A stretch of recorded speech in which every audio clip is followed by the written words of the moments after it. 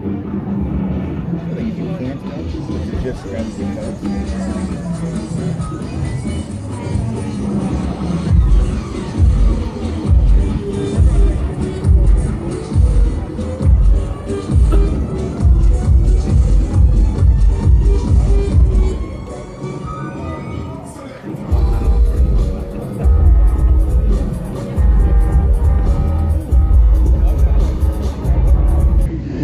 So we've got three of our folks here from our creative team that work on Halloween Horror Nights, and they're here to answer all of your questions. So hopefully you've got some good ones for them. And they'll just kind of give you an overview of HHN 29, and then we will open up to the questions. We have two ladies that will be running around with these two mics, so give them just a moment to kind of, one working half the house, the other working the other half, so give them a moment just to run around and get the mic to you, and we'll get your questions answered, okay? You ready? Yeah. All right, have a good time. Thanks for coming.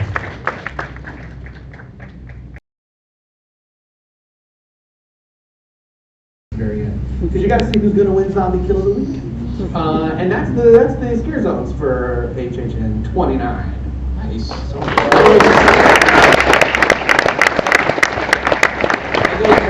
If you want to cover streets. Do streets again. Yeah. So let's start at 10-3, and if you don't know where 10-3 is, that's by the Men in Black, and between that and Fear Factor, and that's House of a Thousand Corpses, and that is dirty, disgusting, smelly, oily, nasty. It's the film. It's like, see, all the characters are there, and so we most definitely are not going soft. It's like a very intense run. And if you've been through 10-3 in the past, for some odd reason we had Vortex Tunnel or different things like that, it seemed a little shorter. This one's like really long, like a very long trek through there, and very tight corridors. And then in Shrek, we have Killer Clowns from Outer Space, and yes, woo! Yeah. It was so much fun last year in the streets, man. It was awesome. And how many of you were out there in the streets with the Killer Clowns? Yeah, so it was so much fun. It was this big party, and then they were getting some scares in there too. But it was sort of like that fun interactive thing. And so what we did is we still have the ice cream truck out there in front of the Brown Derby, and then we still have picture opportunities out there, photo opportunities. But then, and that's just to let your guard down, right? You're still happy. Oh, it's on the clouds, we're happy, we're walking, and then they all attack you in these tight corridors inside. So a lot of times we do chronological order. This time we're doing things by scenic order. So everything that takes place in the street, all the street moments are one scene. All the residential moments are one scene. All the like spaceship, spaceship, tent. Yeah, what are you gonna do with those pies, boys? All that's in there. I wanted that melted sundae, and I couldn't get it last year. I'm glad you got it. Yes. And don't eat it because it's not real. Found that out the hard way. Yes. And then let's go to the backside, which is really strong this year. You know, I feel like I was kind of watching. You kind of watch the guests as they go through and like which direction they go. I think a lot of people are being pulled to that side actually first because there's so much strong content over there. In the tents, Patrick Braylard and I kind of split the house design between the two of us with concept with the scenic team. And so he has Blood Pit, Nightingale's Blood Pit in tent 1. And I think it was, 2011? Was the Nightingale's first time. It was real popular, and then we were like, we got these gladiators.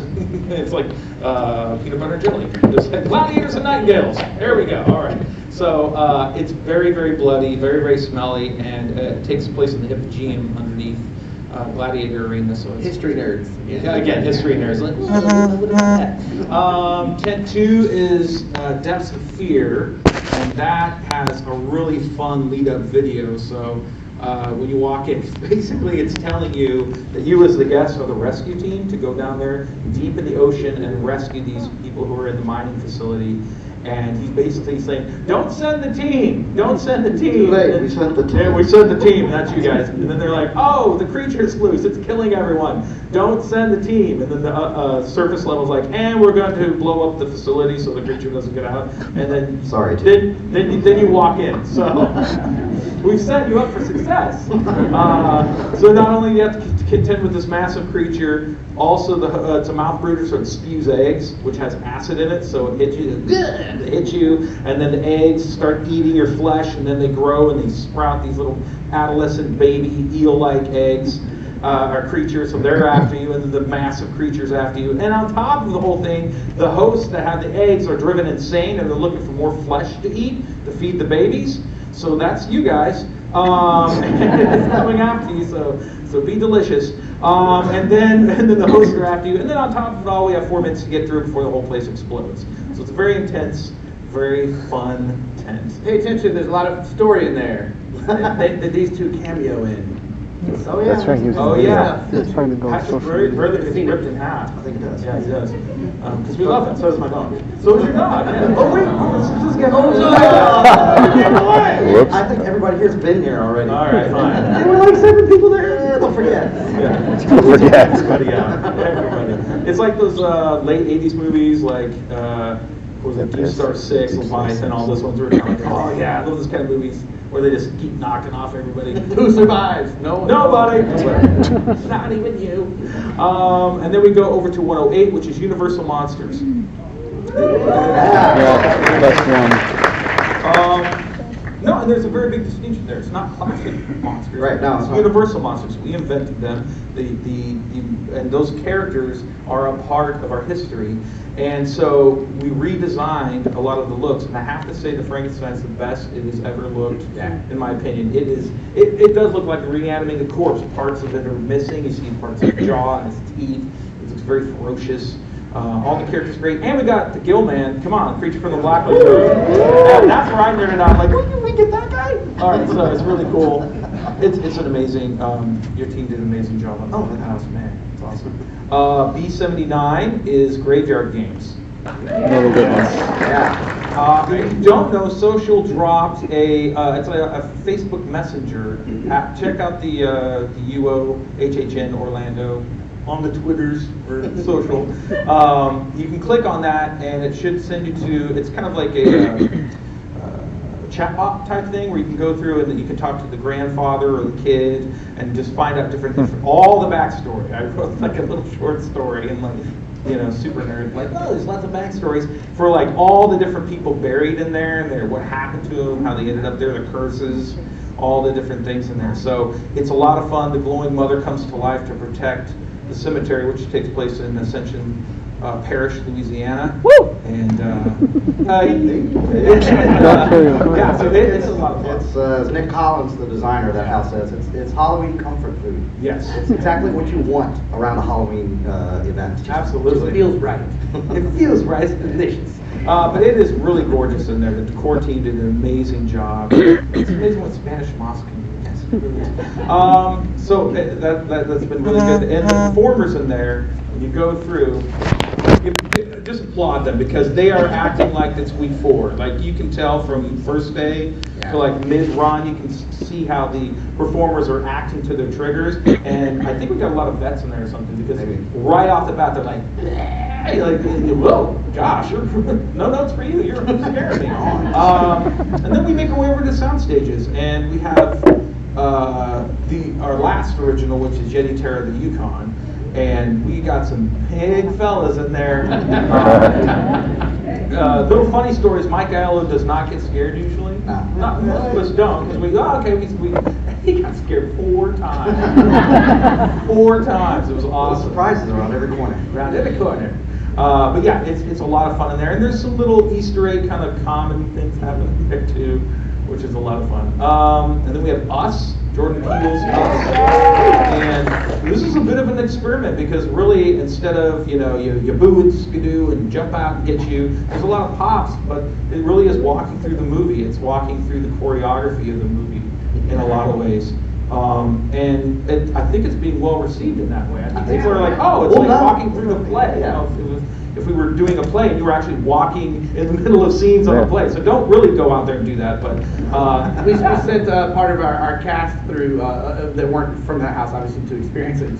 As they all walk out, they're like, okay, that works. Yeah, that works. and I think that's a testament that there is different types of fear out there. You know what I mean? It's not just always there's that creep factor, and it's fun that we can bring the creep factor to suspense, that kind of thing. So, this is possible. This is really fun. The soundtrack for that movie is so good throughout the whole May. It's like, this is just put you on edge. Yeah, it's amazing. And then we go to, sorry, it's late. Is it? We go to, we've been up for 48 hours. So we go to Ghostbusters, which is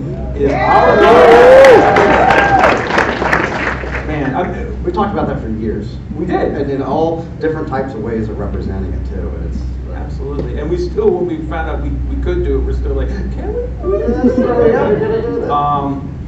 So if you guys have questions, I won't talk too deep into that one, because if you guys have questions, I can answer those. But it is our love letter to that movie. We just love it. Stranger Things, season 2 and 3. It's long, it is a long house. And what I love about it is, for those of you who come night after night, you're all annual pass holders, you come a lot, and to this event, and you have that rhythm, when scene 10's there, you kind of get that rhythm, the house should be done. There's people halfway through the thing is it done yet?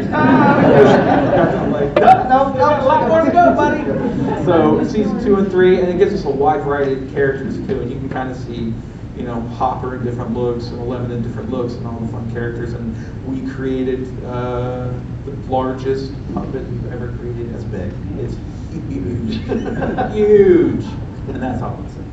So that's all the houses, right? That's all 10? All 10. All 10. Awesome. Let's talk about pizza fries. Let's talk about pizza fries.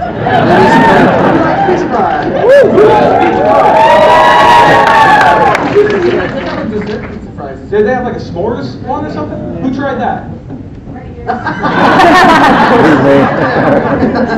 was It was okay. It would be better if the sweet potato fries were actually churro fries instead. Oh!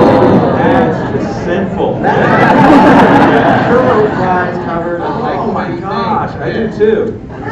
We're going to talk to you later. Not going to get churro fries out. So I'm going to talk a little bit about the 2 shows that we have. The first being I always get it wrong, it's Marathon of Halloween's Marathon of Mayhem, right? Is that it? Oh, okay. That's all I can. That is on our lagoon out in the middle of the park. It runs 3 times a night, I believe. And it is a multimedia, laser, video, fountain, color, projection, music extravaganza. It's everything. It is everything. It focuses on the houses and houses mainly, right? Yeah, the things, the Ghostbusters, Stranger Things, Killer Clowns, Universal Monsters. Did I miss anything? I don't know that. But it is amazing. Jason Horn directed that, and it is a compilation of video, but all the video has a sort of 80s graphic slant to it, so it's not just the film being projected on water screen. So if you haven't seen it, go see it. It's down by the lagoon. It's sort of a standing room only sort of thing. And again, runs 3 times a night, and the entrance is over by Mel's Circle. So it's about a 15 to 18 minute show. No, it's about 9.5 minutes. Oh, 9.5 minutes. Okay, sorry. My bad. I got you. He knows. He knows. I know. Because it butts up to my scare zone. Yeah. Keep it short, Jason. Keep it short. We got Vikings out here. That's your Vikings, man. But it's awesome. Check that out. The other show, if you've been to the event in the past 4 years, you've probably seen them. Academy of Villains is returning with a new, bigger, awesome show, which is sort of centers around a Jekyll and Hyde-esque sort of storyline, sort of in a Victorian era setting. The theater itself is bigger. I mean, the set is bigger than anything we've ever done in Fear Factor before. It is massive. Anybody seen the show yet? Yeah, good, yes.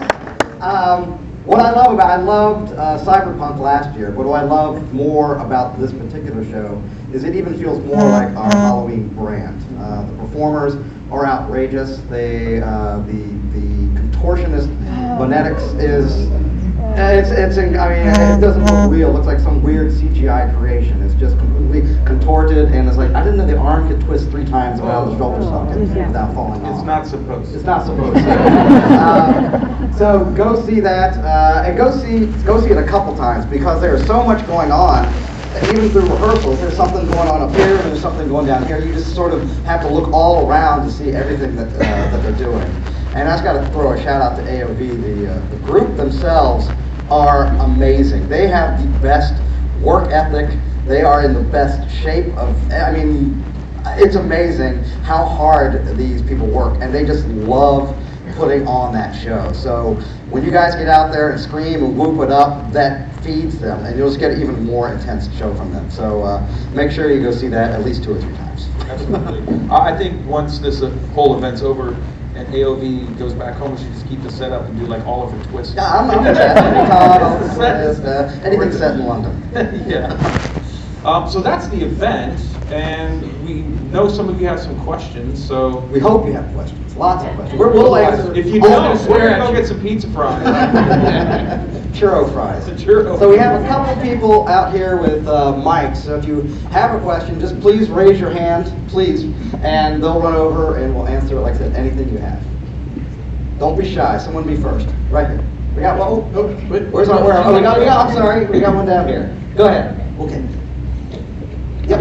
Okay. How do you decide when you're going through like the list of scare zones and houses, which ones should be houses versus scare zones? We'll start. Well, I'll just give you a little brief overview of how we develop the event. Typically, we start with houses, simply because those are the things that take the longest. They take a full year to develop. Just to fill you in, we're going to take Monday through Friday. We're going to be here at work, but we're kind of just stop thinking about Halloween if we can for a week. The following week, we start next year. We start our HHN 30. Woo! So we will spend several months just sitting around developing the ideas for the houses. Some of them will be the intellectual properties, our like Stranger Things and Ghostbusters, all of those. And then we'll come up with our original houses as well during that time. Streets usually starts a little later, although we try to get it as early as possible. I think this year we started January, February, was it? Yeah, but like when they start their beginning conceptual, I'll kind of jump in and get a feel for where the event is going on the house, trying to collect the IPs. And the same thing, sometimes we actually might know the street IP early too. Early, yeah. As well. So then we can kind of figure out how to complement, each other. And what we try to, even with the houses and then to the streets as well, we try to create a well-rounded event where all the houses aren't about slaughter and killing.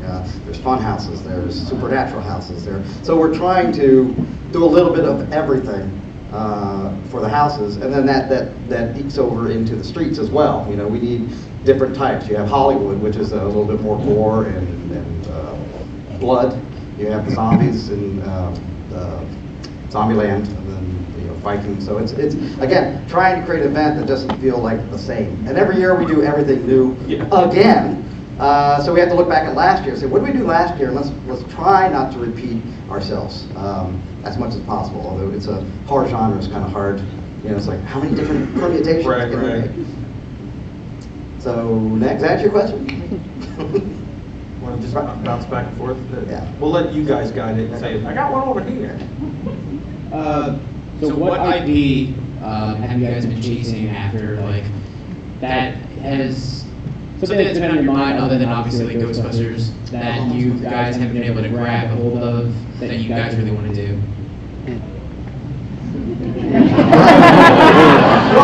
But to be honest, it is hard to not say Ghostbusters because that was Right, because that was one we've been chasing for so long. Yeah. I'll say, and to be honest, it's hard to say what we want to do because we also don't know what we're able to do there. To be transparent, there are a lot of contracts that need to be signed and approaching, especially if it's IPs that we don't particularly own, it's other studios, etc. So I can't say anything we haven't done because we might be chasing that currently. And I don't want to be the one that screws up the deal. But if it's out, let me put it this way: if it's popular and really touches a chord with the audience, it's probably something we've thought of. I mean, we've thought of we've gone through everything. Basically every year, we'll look at all the properties that are out there, and we'll make our sort of a wish list, top 10 list. We'll even dig down to things that are we want to do. want to do. Yeah, there's usually like that. Killer Clowns fell under. Killer Clowns is one So of those. Cabin in the Woods, Killer Clowns, all those ones were like ones that didn't necessarily have like a niche feel to it.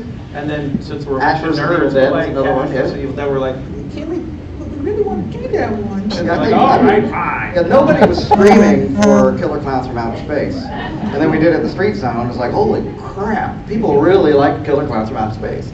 So, trust me, there are things out there that we would love to do. Some of them we are unable to do for whatever reason, and then others we just haven't got there yet. We haven't had the opportunity to do that. So, I don't think there's anything we haven't heard of out there that we haven't explored or brought up on our big giant wish list and stuff today. Basically it.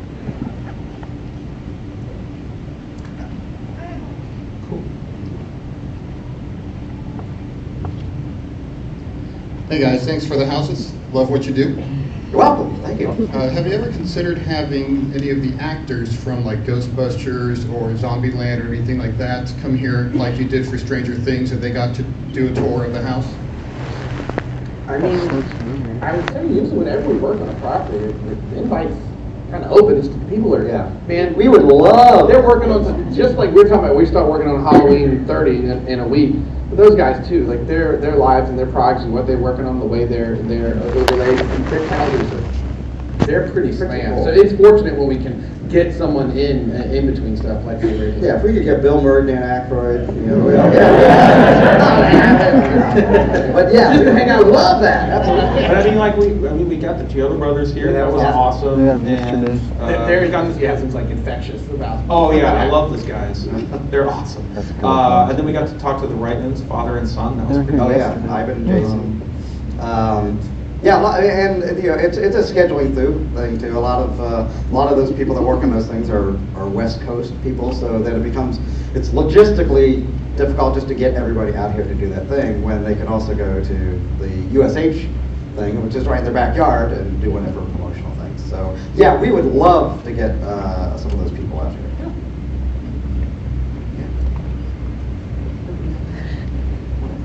Hi.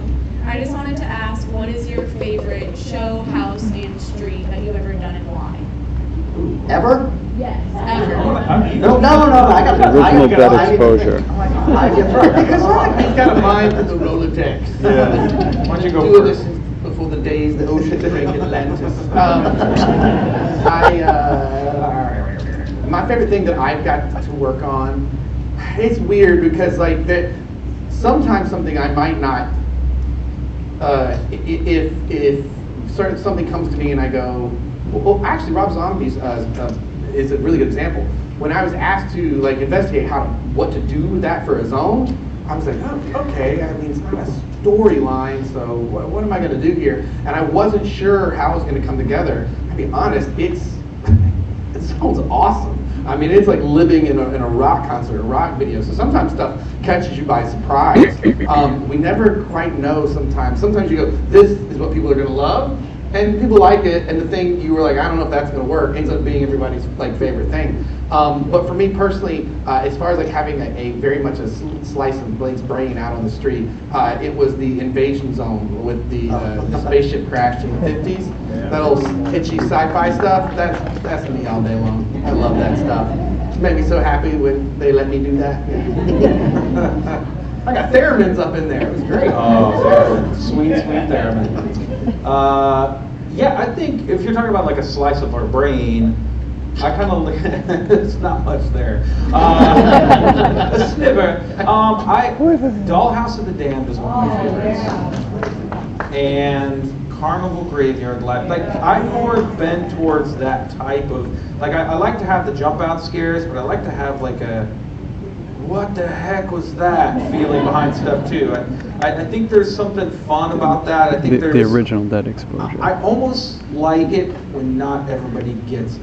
And I know that's not a good marketing thing to say, but that's just how I feel. You know, some people kind of go, there's giant baby heads with the legs hanging out of them, but I don't know. I was scared to death, but I don't know what I saw. And I go, yeah!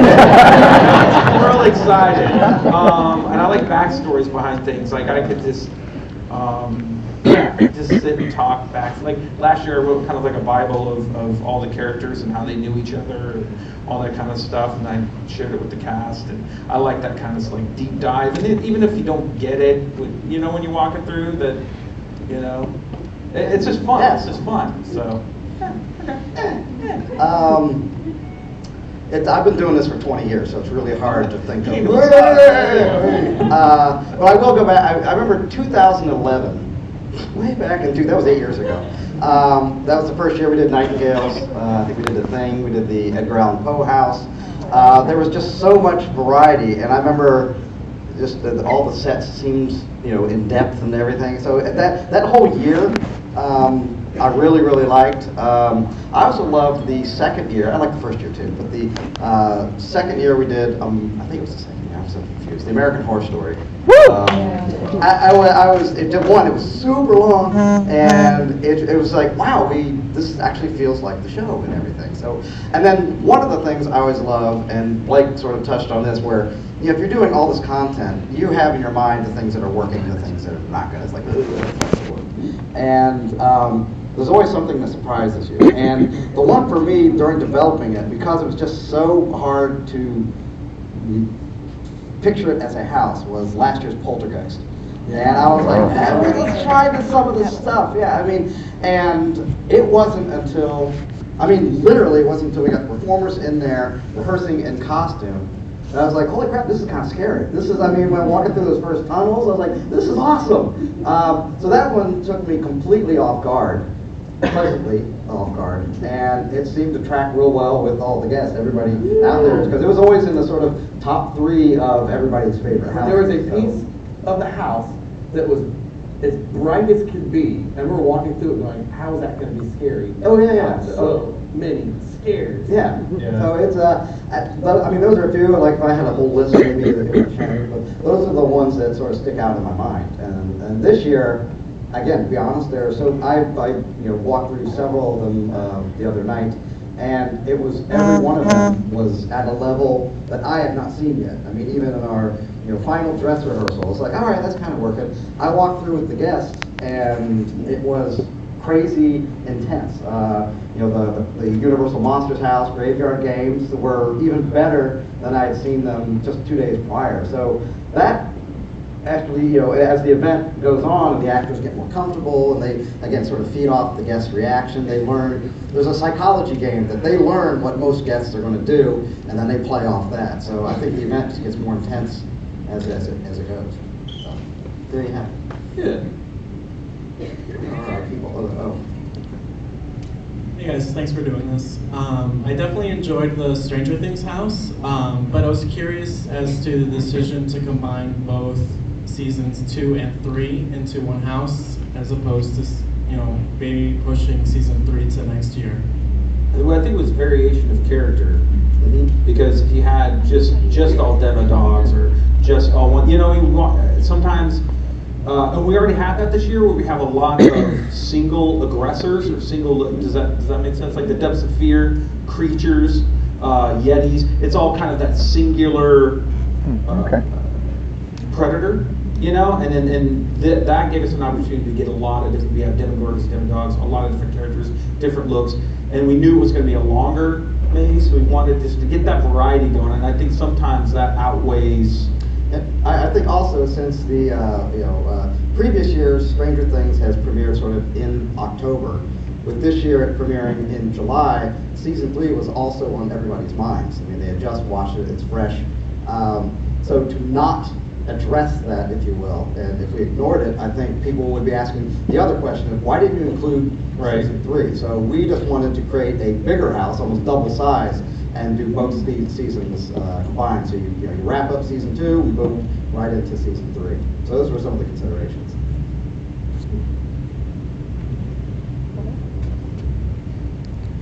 Hi, great event as always. There you go. There. Actually, over here. I've been coming to this event for years, and it's been a few years since you guys had an original event icon, like Jack the Clown or the Usher or Storyteller. Why over the past few years have you deviated from that, and would you potentially go back to that, especially with number 30 coming up next year? Well, I think the second question is easy to answer. Oh my God. Because when anyone says, would you ever do something again, we never say never. Right. Never, yeah. I mean, to be honest, it's, for us too, it's easy to get stuck in a rut. And this gives you the opportunity to try and do different things and branch out. So if we ever did swing back, now we have a different perspective from working on another end, if that makes sense. Yeah. And I think from a just a marketing standpoint, I think I don't know if I'm speaking out of turn, but I think Go right ahead. Go ahead. This is Hughes, not Flavor Charles. No, I think for the southeast region, or especially Central Florida, everything, they love the icon. I mean, a lot of the people, the Jack the Clown, the caretaker, the director, all of those. But I think because this has become a worldwide event, I mean, people come from the other side of the globe to this event. They come from all parts of the United States. And I think part of that push is to put things out there also that they recognize, that they would drive or fly 3,000, 5,000 miles to come see. And I think an original character that they've never heard of might not drive them to drive or fly that distance. So I think that might be part of it as well. But as Blake said, it doesn't mean we wouldn't do that. I agree. Hey guys, big fan. One question I have with the IP houses is, what is the hardest type of media to interpret into a house? Because you guys do all kinds of things, from TV, movies, video games, all kind of stuff. Which one's like the most challenging to adapt to a house?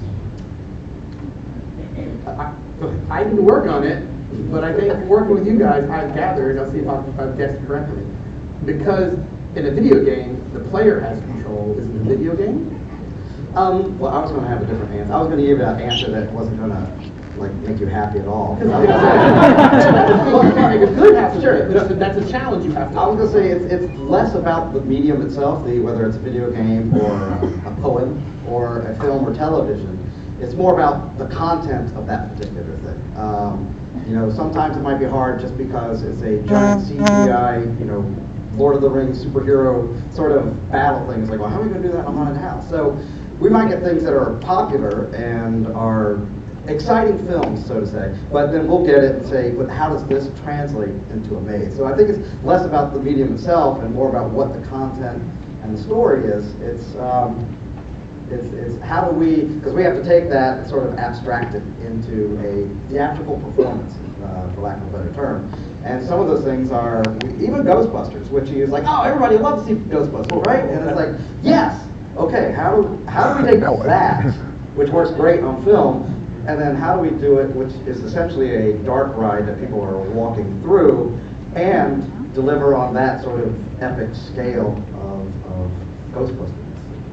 Yeah. So I don't know that, as I said, that's not the best answer in the world, but that's the kind of way we hit it. It depends on the content itself, I think. What are the Easter eggs for Zombieland Double Tap?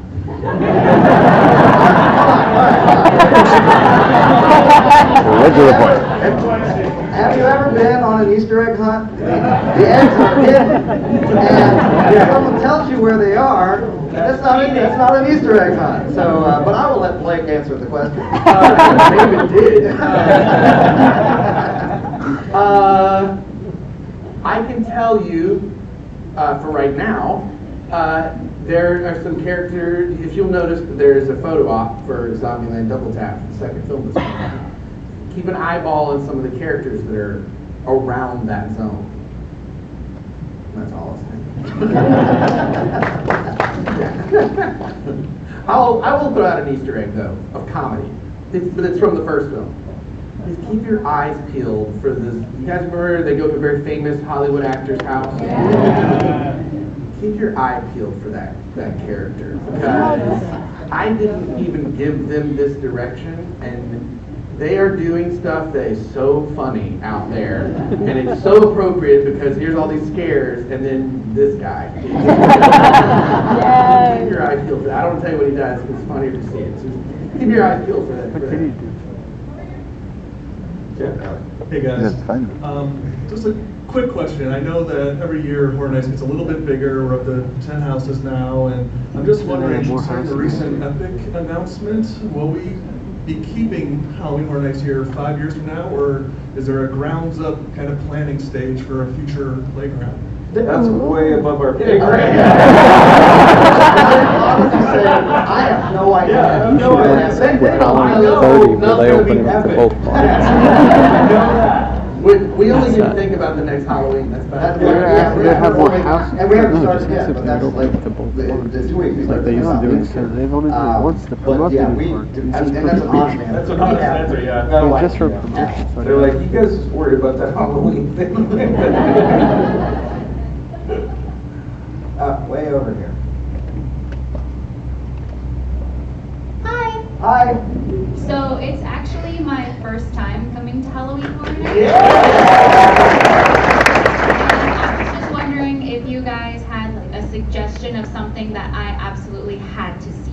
Everything. Yeah. Okay, but I want to ask you a question. Are you going to come just once or more than once? No, more than Okay, so let me answer part of it.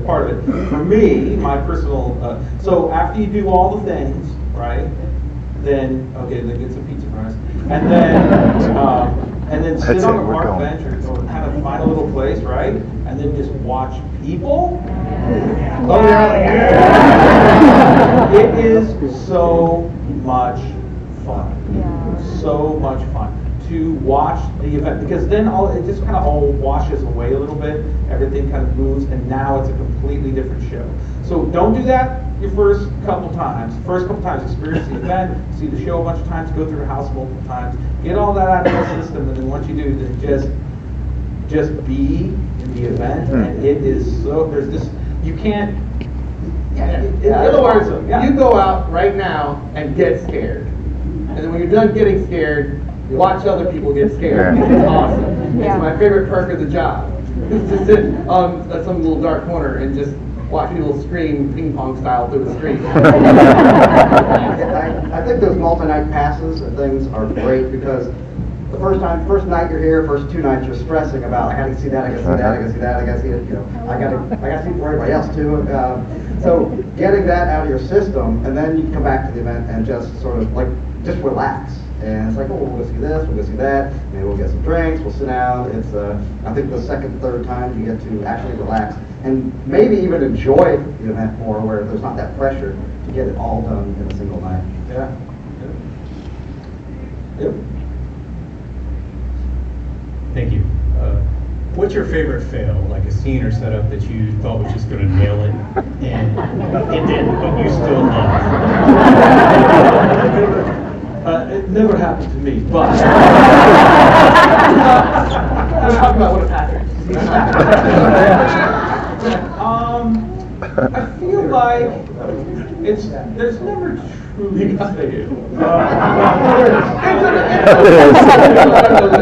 It's a challenge. No, I think sometimes we want to pack so much into a space, right? You want to get all the scenes in there. You want to get all the stuff in, and the only time that I feel there's a fail is when I don't think we've set up a performer to succeed, right? They have to fight against so much sometimes, like audio or something like that. That kind of like angers me, like, wow, you're an idiot.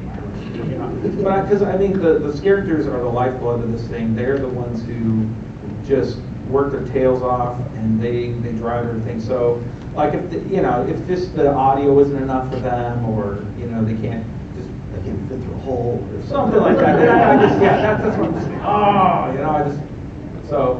there are so many, because there's so much potential for failure throughout the 10 houses. Each house has 10 or more scenes, so there's 100 plus scenes for performers to do things. And in those scenes, there's audio, there's effects, there's lighting. So it is an amazing logistical challenge just to make sure those things are all operational by the time the event opens.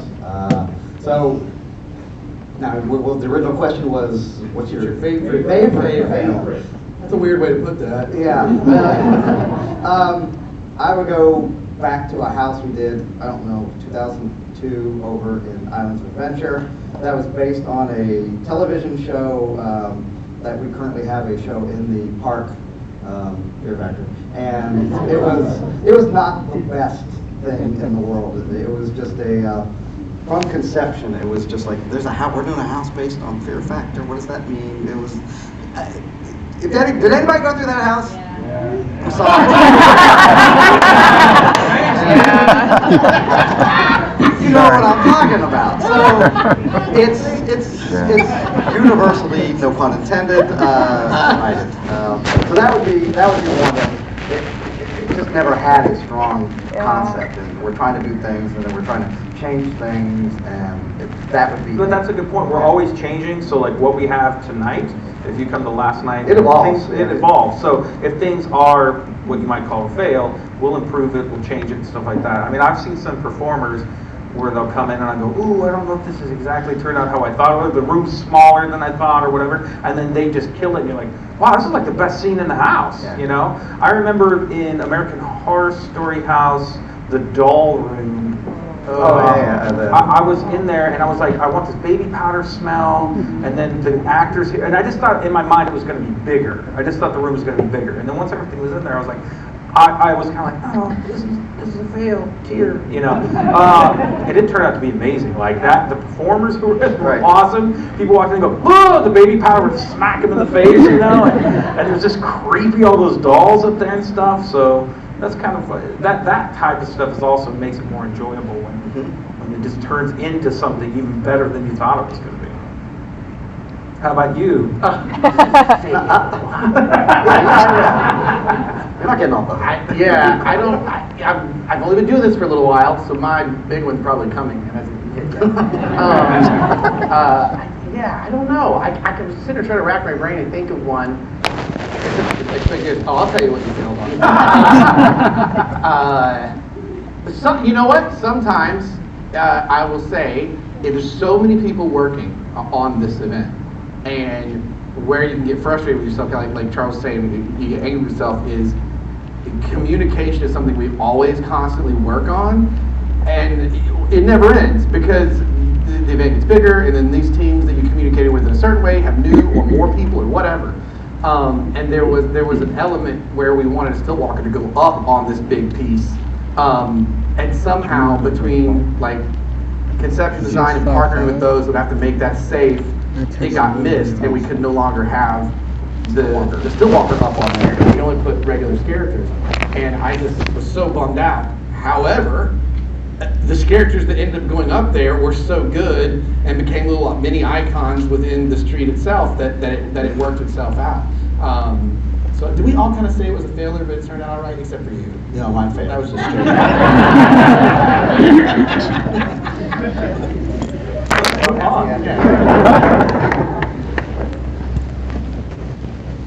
Hi. Oh, yikes. Okay.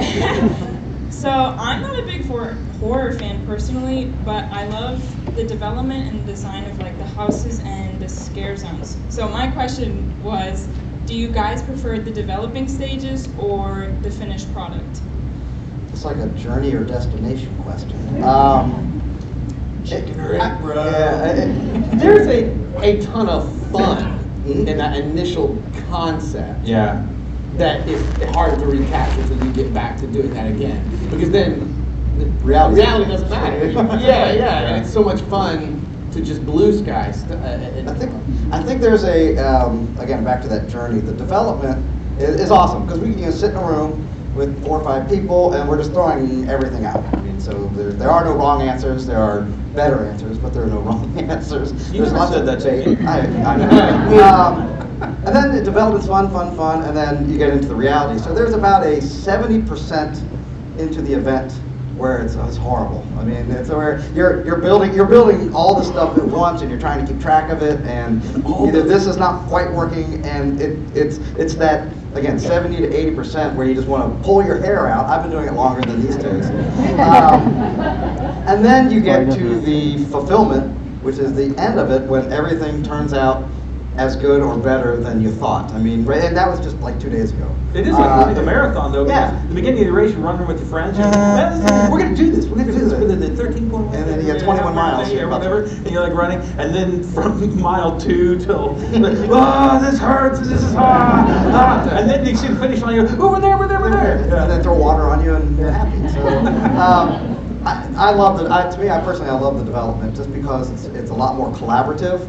And then everybody they don't go away, but everybody goes in their different directions to do their specific discipline or the thing they're focused on. And then as Blake mentioned, it's that trying to maintain that communication again through all threads to keep it floating, elevated, and keep it moving along its track. Yeah, because for a while, like, we're living with our designer constantly, and then there's this part where you turn around and you go, I haven't seen you in like 2 weeks. Because you're out kind of doing your own thing, whether we're developing like show elements, and they're working with vendors on the scenic stuff. And so it just and then so it's nice when we get to come back around when the gates open, we can actually walk around and hang out together and enjoy what's happening. That's what we talked about a year ago, and there it is. And it's pretty amazing. Or you're like, what did you do?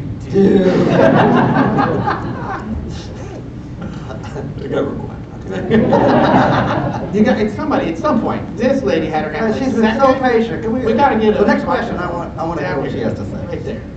3 years. All right, next. Where are we? You can go while we're waiting. No, here yet. Hey guys, just curious, how do you decide whether you're going to go with masks or appliances for the scare zones and the houses? And are you using Gorilla Glue this year on your scare zones? Because it's amazing those pieces are staying on those guys.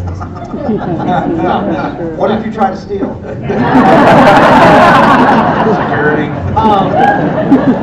Well, that is really, on an IP front, it's really dependent on what the creature or thing looks like itself, right? Sometimes if we're trying to replicate it, we might really try to replicate if it was an actual prosthetic or something. But we have our makeup design team, our designers that come in every year, and then our costume and character designer as well.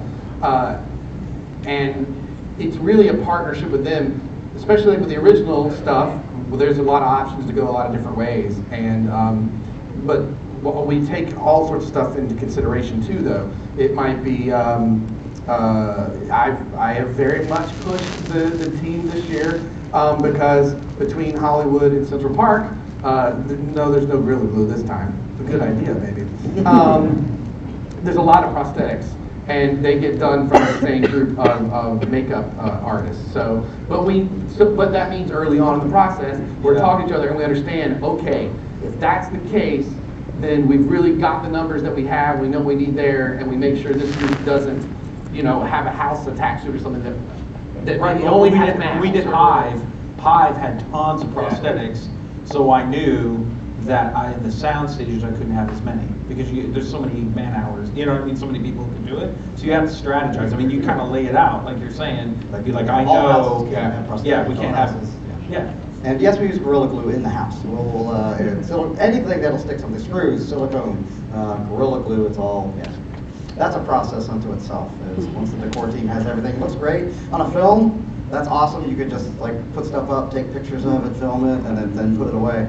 Our stuff, we get it up, it's there, it's like, great. Now, screw it to the wall, screw it to the floor, screw it to the desk, whatever. Make sure that when somebody does grab it, which they do, and they will, it at least stays unless they really put it. I will slap their hand. Yeah, you don't have to test everything when you go through your house to see if it's off the wall. It is, so you don't have to touch it. Yeah, yes, good, we're good. Oh yeah, that cup is glued to the thing. It is. Just know that. Okay, very patient lady in the front row. Hi, I was wondering what advice you might have for people who aspire to be part of the HHN creative team, particularly the writing process. This is always hard, and we've all talked about this too, whether it's people looking at it from design angle or a show direction or writing side, because we get this question a lot. But what makes it a hard answer is all of us have such different stories. as far as how we ended up doing what we're doing. I would say we don't have just a writer. I can be honest with you. No, that's why We don't have everybody just a director. We don't have just we're jack of all trades. And so I can honestly say every single person on our team when we first started was like, what you don't know is blaring what you don't know, because you got to know everything, right? Like lighting, audio, all the different factors. So for our team and the concept team, we're doing everything, which is kind of rare in the business. Like we see from the beginning all the way to the end.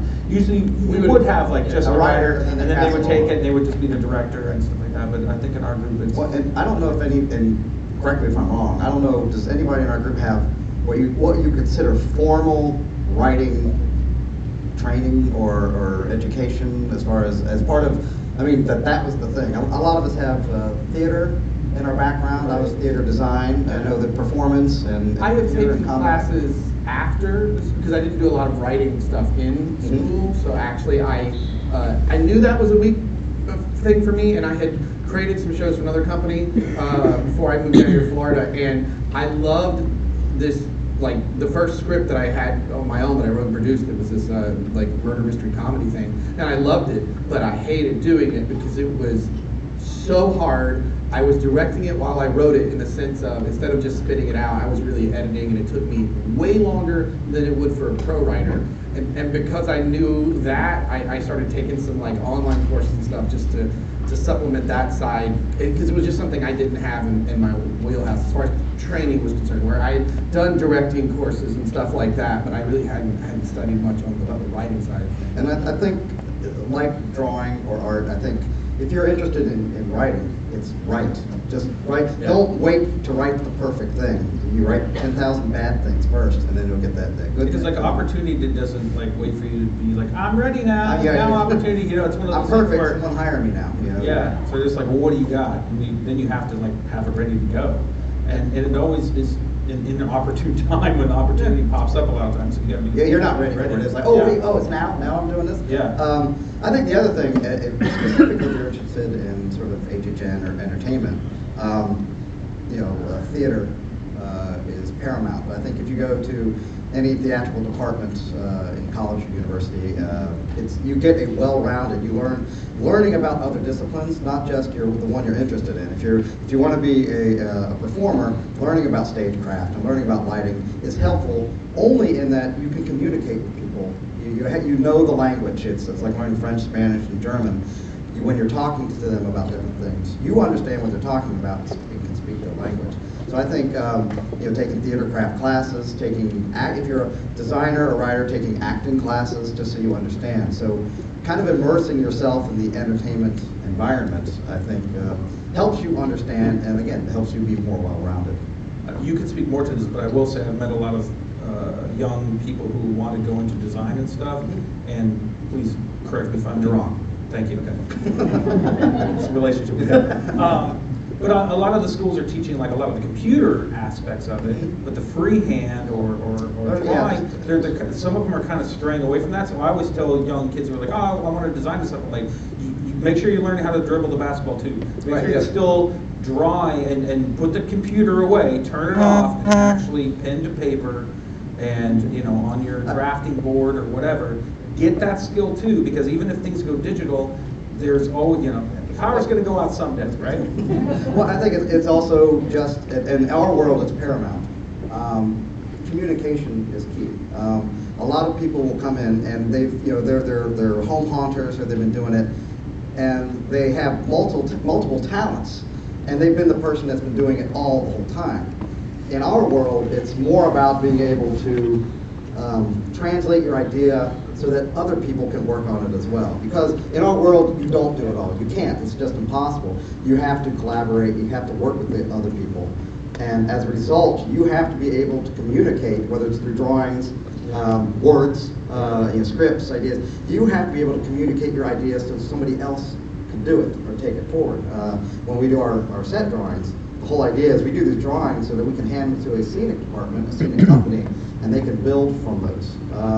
So it's all about forms of communication, drawing, doing scenic elevations, concept art, whatever it is. It's putting it together so that you can communicate that to somebody else.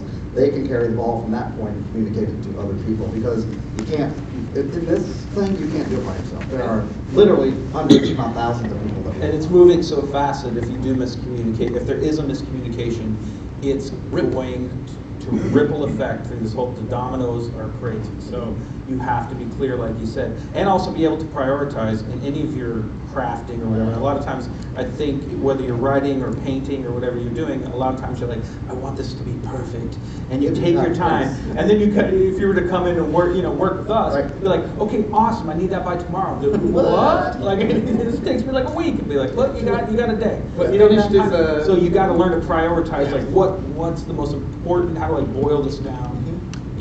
All that other stuff. I'd say, like, actually doing these jobs, having the talent portion to do it is like the given. The part that really makes or breaks you is all this other stuff that we're talking about, communication and being able to finish something, because finished and good is better than perfect and a quarter done. Get it done and get it good. I think in everything we work on, everything we end up with is a translation of what we started with. Yeah. It's never exactly where we started, and we'll walk out and say, well, that's not what I was thinking, but that's pretty good. So again, when you're working with so many people, it's not going to be black and white. It's not going to be exactly what you thought. So it has to land in a landing zone. There's a window that it has to fit through. And I think that if it gets in that window, or if it's in that landing zone, we're happy. It's when it's way over here. It's like, that is not at all what I was talking about. And that's our job, is to make sure that we sort of keep it along a path. And as long as it's on the path, then we're good. Yeah. Good question. Where are our people? Back that way. Hey, what was the process in wanting to do a Rob Zombie Scare Zone based off his album and a separate Rob Zombie house based off one of his movies all in the same year?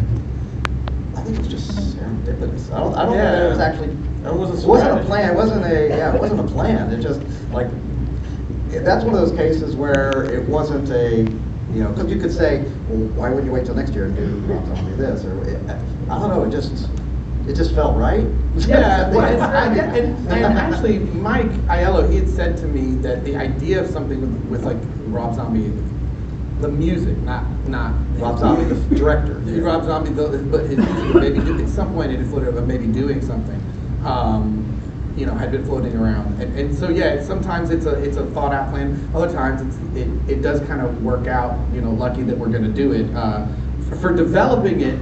To be honest, I just started going through and mining like all of his videos and just going through, looking at every single character, every piece of scenic that's inside of it, because I knew with something like that, just like Ghostbusters, and you have so many hardcore dedicated fans to Rob Zombie that getting those details is going to be really, really important. And I didn't know that the designer, Dylan Coliff, was such a fan of Rob Zombie, and he is, and he, it's great because he incorporated a lot of little things. I mean, that throne isn't in the music videos, but it's inside the album art. Of the album, you'll see Rob Zombie actually sitting on that throne that we got there for a photo op. So just making sure that all those little details were covered, and because there were such distinct characters that are in his music videos, it's great because they look like stuff that we would have done at Halloween Horror Nights. So these group of characters look great, so let's build some scenic around those guys and have these people live out here. And just sort of looking at the different things. And from the beginning, Living Dead Girl was always a big part of it because it's already so theatrical in its presentation, and so we knew for sure that it had to be out there. And Dracula at first was going to be a set and that, and then I think it was Dylan that suggested, because we already had enough sets, like people love, it's such an iconic music video, let's give guests the opportunity to actually be in the Dracula vehicle and get their picture taken in it. Which is actually kind of a new thing, speaking of that, of looking stuff for the scare zones that we had done before. I mean, 15 years ago, we weren't worried about pictures, but now everybody's got like a 12 megapixel camera just on their phone. So like, you do want those elements. You want to be able to have those things. So we actually incorporated moments that we knew people would also get good photos of. Sometimes it's stuff like the fashion runway in Vanity Ball, but Rob Zombie Land. In Rob Zombie Hellbilly Deluxe, it was actually creating elements people could actually take photos with from those iconic music videos. But it was a ton of fun. His music videos are filmed like he films, very frenetic. And I will say, it was real hard actually to get some good looks. Yeah, some good screen caps to see because the camera's moving so fast. But Rob Zombie and his people actually reached out to us and got us some really good HD versions of stuff so that we could look through everything better. And we also had some backstage photos and stuff for some of the creatures to help us put those together. And it was just cool when his manager called and said, "Dude, he thinks this stuff's awesome." Yeah, we geek out quite a bit too. The house, I think, is something we've been always been tossing about for years. Because Hollywood had it a couple of times. I know they've done it at least once. Yeah. But I mean, when you see the film, it seems like a no-brainer because that whole movie is essentially designed like a haunted house maze that you would walk through. Yeah. So it just took us that long to sort of work it out or make sure it fit into the event for that particular year. So I was glad we got to do it. Like I said, it was just sort of serendipitous that both the Street Zone and the house appeared at the same time. Over there? Yeah, okay.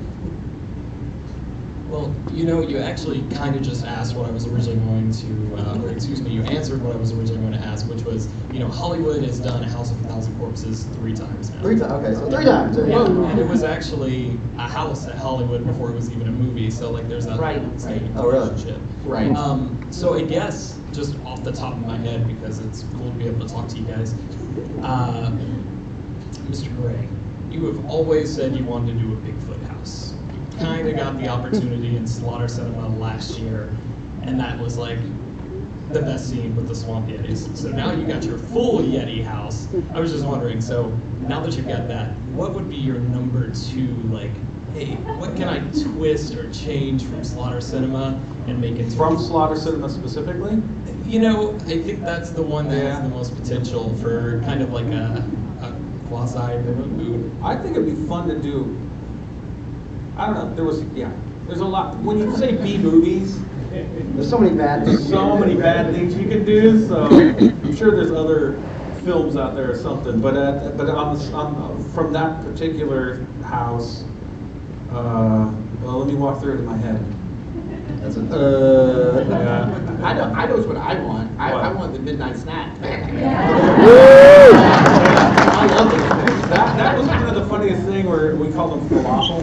The giant head. Giant head. That came out. I think one of the makeup artists, the one who's working on it, said had just eaten a falafel or something. I was like, falafel. Like, okay, that's his name. Makes no sense. That's cool. But just that was a lot of fun. I think the facade video was the most fun. Because just a funny backstory, and don't tell anybody else this. Those are my 2 little girls in the Shitty Skids. Oh, yeah.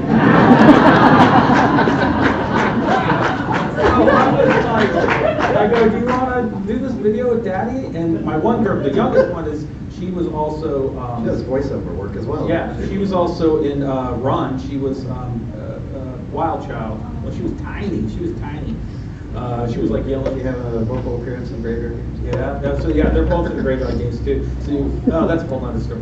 But I was like, oh, do you want to be in a movie with Dad? The little one's like, yeah. And then the younger one, the older one goes, I don't know if I want. I go, you get to kill Daddy, and they go, yeah.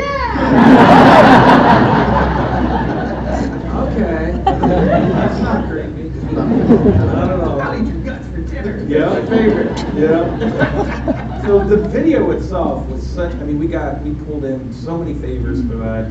That was a ton of fun to do. It was a ton of fun. It was exhausting, but it was awesome. So shout out to Chad, Rauchi, and the video team for that. They were great. I don't have a complete answer for that because almost any scene in there would be a great movie. Amazon Cannibals from Planet Hell. Come on, that's awesome. Who wouldn't want to do that one? Yeah, so there's a lot. You never know. We never know. You never know. Never know. So you alluded to there being stories with the Ghostbuster house, especially with you guys wanting to do it for so long. So what were some of your favorite things about doing the house, and what were some of your least favorite things about having to translate it onto the screen, or well, for the house? I'll say I think one of my least favorite was just trying to cram all of that into one small soundstage, small, big relative. it was just that, because we wanted, it's like we would have made it twice as big if we could, because that was probably the least, because as a result, you have to change, alter, cut, whatever, just to make it fit. I think one of my favorite things about doing that was just the figuring out how we were going to do the, either ghost effects or little things here and there. And then I love is it a lot of people seen it yet? Yeah. I don't want to ruin anything very well, but I just love I love both iterations of Slimer. What we call Pepper's Ghost, as well as the physical embodiment of him. It was just, I've walked through it many times just by myself, with just the stuff going on, lights on. But walking through it with all of you, I don't know how many times I'm scared, not many, but I just walk out with a grin. I walk out smiling and sort of bouncing the whole time. So I don't even know if people care if they get scared. I'm just happy to be here, sort of thing. And it's so much fun walking out of the house with the music popping and everything. And I hope that's how everybody feels when they go through. It's just, again, it's just like, I can't believe I'm seeing this. This is so much fun. So what I was the most stressed out about, but I'm also the most happy with now is, and I think I mentioned that during our thing 2 nights ago here, but I was just talking about, or I basically wrote down, like I watched the movie and wrote down every moment I would want to see or hear or encounter. And it was thick. It took me all night long. Oh wait, that's the whole movie. I was like, yeah, you just watch the movie, right? Because I was like, every moment in there is so iconic. Every line of dialogue, everything's so quotable. It's like, how are we going to do this? And how do you select what we're going to see, what we're not going to see? It was driving me mad. Like I was actually like, my wife was like, you need to chill, bro. And have you guys happy with it, right? And have us happy with it. And so one thing that I'm happy that decision that we made was, what a lot of times what happens is you hit a trigger, the actor comes out, and then while they're resetting it, it'll go dark, and then you move on, and then they reset and they hit it again. So the triggers are a little bit longer, because what will happen is something will happen, and I can tell you what, something will happen, and then we tacked on a line of dialogue at the end while the actor's resetting, but then you'll hear a line of dialogue that you really wanted to hear at the end of the trigger. So it's a lot of fun. Like you might be walking through, you might get hit by a terror dog, like rah, like oh, and then you'll hear like aim for the flat top, that character's not there necessarily there, but you can hear it. So it puts you in the mood.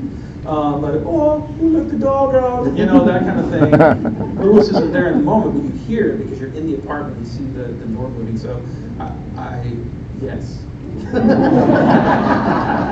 What was your question? Yeah. Oh geez. Thank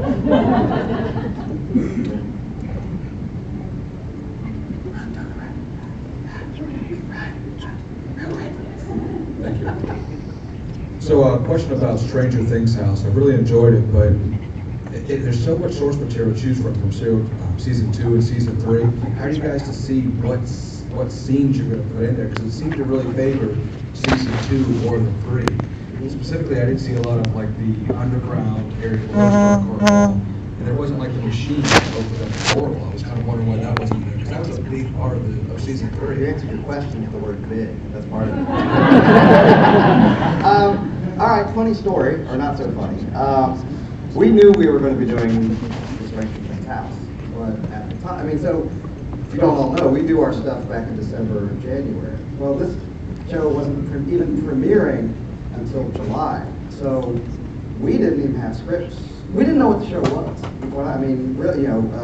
They were still filming, still developing the show, and that show was under super, super tight lock and key at the time. So, we developed. We knew we wanted to sort of split the house sort of in half as much as possible. So we were able to develop the first half, season 2, because that's out. We have all the reference we could possibly need. When we got to season 3, Mike Aiello had gone out to LA to Netflix's studios, or their office, and I can't remember. I think he he read the scripts, like all 8 episodes, all 8 episodes, and kind of just took down, I mean, he read it, and then when he was done, he just came out and sort of just tried to write down everything he remembered about that. And I'd love to get a transcript of it, because actually it was freaking amazing. I mean, his memory and mind was able to capture everything about that house. So afterwards, we kind of broke it down based on his translation of the script as to what seemed to be the key moments. And we kind of plugged those in as holes throughout the maze. Like, all right, we'll develop this thing that we talked about here and here and here. We didn't get, I don't know, we never got a full script or anything like that. It was. Well, everybody gets to watch it. But that wasn't until we had developed. So we had no drawings. We did get some photographs. Assets leaked in. Not leaked. That's not the right word. Nope, that's not the right word. That's the right word. We're given to us very, but a couple photographs of what was on set. So we knew what happened. And then we had was it October? I guess last. Yeah, we went up. That's what it was. We went in October of last year. We went up to, God, this was amazing. We went up to Atlanta in October, and were able to tour some of the sets that were still standing. And they allowed us to take pictures. It was crazy. So we toured the cabin, all the residential areas, and the Death Star, which is what they called the big Russian underground laboratory. They called it the Death Star because there were a lot of elements that resemble the Death Star. And they were there filming the day we were there. It was like, we were all completely geeking out when we were doing it. So we were able to take pictures. And from those pictures, we were able to develop. Now, if you've been in this place with that giant, now the machine was mostly CGI. I mean, the big thing, the big control room and all that was in, that was all there. And the big gate was a big giant green screen. So just the scale, just trying to translate that into, it was more space than we could have accommodated to do it justice. We went to the mall, which is actually, I don't know if you all know this, it's probably common knowledge now, that the mall was actually a mall in Atlanta, a food court that they completely rehabbed and shot all those scenes in there. The monster was completely CGI, so that wasn't there when we were there. But we knew that was going to be our big thing, because we can't do 3 big things in a maze, because then that's what we have is three giant things. So that was kind of, we had to pick and choose, and since the Starcourt Mall attack on Starcourt is kind of the big epic finale. I mean, I know it cuts back and forth, but that was the big, and we thought we could do a monster. We said that, not knowing whether we could do it or not. So that was part of the reason. We kind of hint at the Russian underground base, but it's, again, time constraints. We'd take up 2 sound stages if we could, for logistical reasons. That was a long-winded answer. Sorry about that. Netflix is awesome. Yeah. They were. Oh my God, they are so awesome to work with, and we're hoping we can maintain that relationship and use they have so much content that we're hoping to maybe find some things that we can work with them again. But their representatives are fantastic to work with, so we hope that relationship. Netflix and a lot of people want it. That's why we're keeping you. I know. I don't know where our We're over here. That's going to be our last question for you tonight. So I just have a question. Is there any chance in the future for a year-round hunt here at Epic Universe?